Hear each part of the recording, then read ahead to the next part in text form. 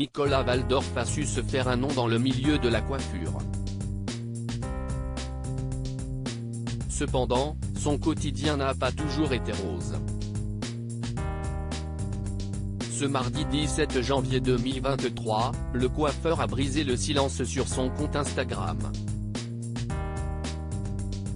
Il y a expliqué ses difficultés financières, malgré le monde et malgré le chiffre d'affaires généré par son affaire. Nicolas Waldorf a prouvé que l'on pouvait vivre de sa passion. Le jeune coiffeur, qui s'est fait connaître du grand public avec l'émission Incroyable Transformation, a pourtant connu des années de galère bien avant la gloire. À une époque, j'étais dans un appartement qui donnait sur un puits de lumière. J'avais un petit lit avec un petit matelas, une armoire assez fine où j'empilais mes vêtements. Je me chauffais avec la plaque rouge de la cuisine.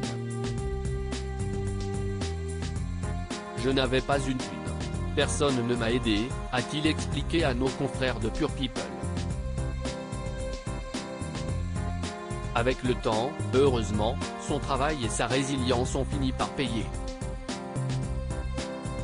Ce mardi 17 janvier 2023, Nicolas Waldorf, qui s'en est pris à Loana, a dit vouloir à nouveau faire preuve de transparence. Salut les amis, vous êtes nombreux à me demander comment je fais pour gérer toute ma carrière de pro. Je vous ai souvent caché la vérité, pensant que la chose la plus importante était de vous divertir, mais j'ai décidé de vous dévoiler toute la vérité, promet-il dans un post Instagram. C'est donc aujourd'hui qu'il a lancé le premier épisode de cette série de confessions. Pour commencer, il a choisi de parler en premier de ses ennuis financiers. Nicolas Waldorf s'est retrouvé dans un cul-de-sac financier. Nicolas Waldorf commence son récit avec un premier business créé il y a 9 ans. Il rachète un salon de coiffure à vendre, lâchant un gros groupe pour vivre cette aventure.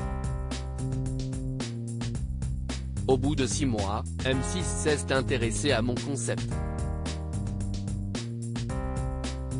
J'ai remporté un concours qui a fait exploser mon business, j'ai commencé à coiffer quelques blogueuses un peu connues, et ensuite tout le monde voulait venir se faire coiffer.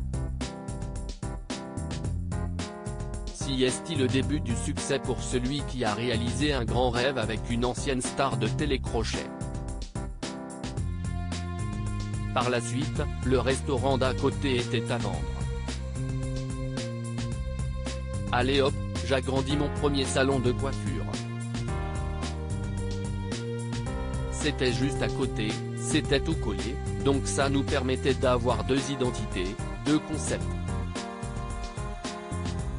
Étant donné qu'on avait une licence 4, j'ai aussi décidé de faire une partie restauration.